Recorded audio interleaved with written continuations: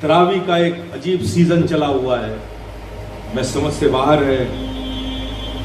قرآن کی کسی بھی آیت میں زبر و زیر کا اگر فرق ہو جائے، حد تو یہ ہے کہ کسی لفظ کے پڑھنے میں زبان لڑکھڑا جائے، اس میں لکنت آ جائے، تو حکم ہے ٹھہرو اور پھر اسے دہراؤ، واپس کرو، اس کی صحیح ادائیگی کرو۔ اب یہ 3 دنوں 6 دنوں میں جو قرآن پڑھا جاتا ہے، آپ بتائیے، آپ قرآن سنتے ہیں کہ اس کی بے حرمتی کرتے ہیں؟ پہلی رکعت میں سارے لوگ بیٹھے رہتے ہیں اس انتظار میں کہ امام جیسے رکوع میں جائیں ہم سب شامل ہو جائیں گے۔ آپ تصور کیجئے، یہ عظمت قرآن کا مظاہرہ ہو رہا ہے یا بیزاری قرآن کا مظاہرہ ہو رہا ہے؟ آپ کیا کر رہے ہیں؟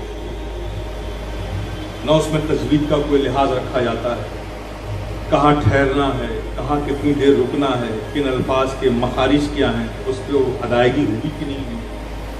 بہت سے الفاظ ایسے ہیں جس میں مماثلت ہے، اس کے مخرج کی ادائیگی میں بہت کم فرق ہے، اگر احتیاط سے ادا نہ کیا گیا تو دونوں ایک جیسے لگتے ہیں، اس سے معنی بدل جائیں گے۔ حکم یہ ہے قرآن سنو۔ آپ قرآن نہیں سنتے، آپ صرف آواز اور لہن سنتے ہیں، قرآن نہیں سنتے۔ ایک ٹون ہے، ایک لہجہ ہے، بس وہ لہجہ آپ کی سمجھ میں آ رہا ہے، لیکن قرآن کے الفاظ آپ کی سماعتوں میں نہیں آتے۔ عالمون، تعلمون، یعلمون، یضربون، بس اللہ اکبر اتنا یاد آتا ہے آپ، باقی بیچ میں کتنے صفحات نکل گئے آپ کو حروف سمجھ میں نہیں آتے ہیں۔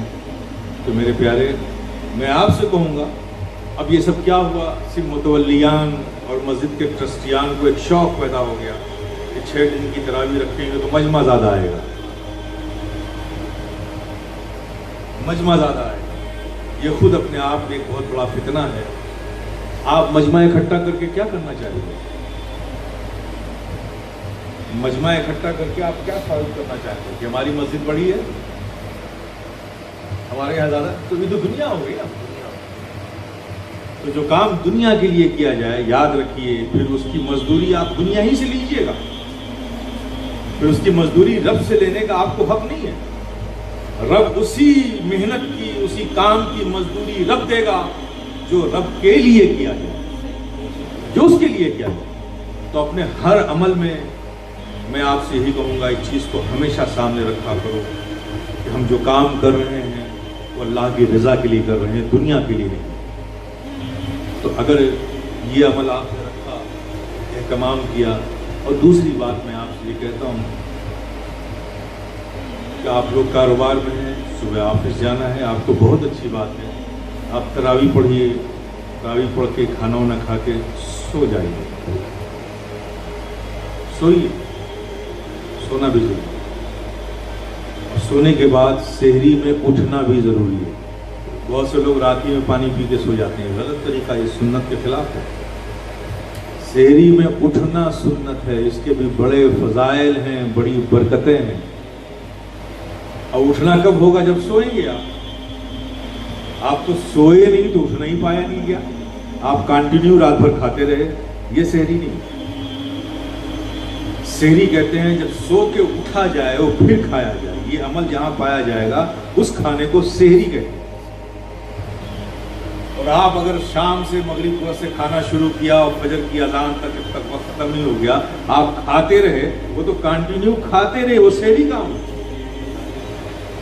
آپ سمجھتے ہیں اس فرق کو؟ سمجھیے آپ۔ تو سوئیے، سو کے اٹھیے اور پھر سحری کیجیے، سحری کے بعد پھر مت سوئیے۔ یہ رات بھر آپ کا جاگنا کاؤنٹ نہیں ہوتا۔ یہ جو سڑکوں پر یہ الوؤں کی طرح رات میں الو بھی نہیں سوتے، جو مارے چلتے ہیں موٹر سائیکل لے کے، چلو یہاں کیا کہتے ہیں اس کو، یہاں جو چلتا ہے آج کل مالپوا، چلو یہاں کا مالپوا کھایا جائے، نورانی کی کھیر کھائی جائے۔ ارے بھائی اتنا مت کھاؤ، یہ رمضان کا مہینہ آیا ہے، کم سے کم کچھ تو نفس کو اپنے کمزور کرو یار، کچھ روح کی، روحانیت کی غذا سے اپنے جسم کو مضبوط کرو۔ ایک بار اپنے کریم رب پر، اس کے کرم پر، اس کے فضل پر دار و مدار رکھ کر تو دیکھو، انہیں منحصر ہو کے تو دیکھو. یہ دانوں کی قوت تمہیں وہ قوت نہیں دے گی جو اس کے فضل سے تمہاری روح کو اگر قوت ملے گی، وہ قوت جو تمہیں.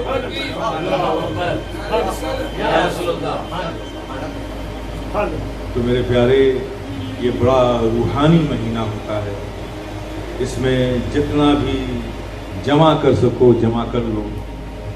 اس مہینے میں جمع کیا ہوا ثواب، نعمت، برکت وہ پوری تمہارے سال بھر کی زندگی کو محیط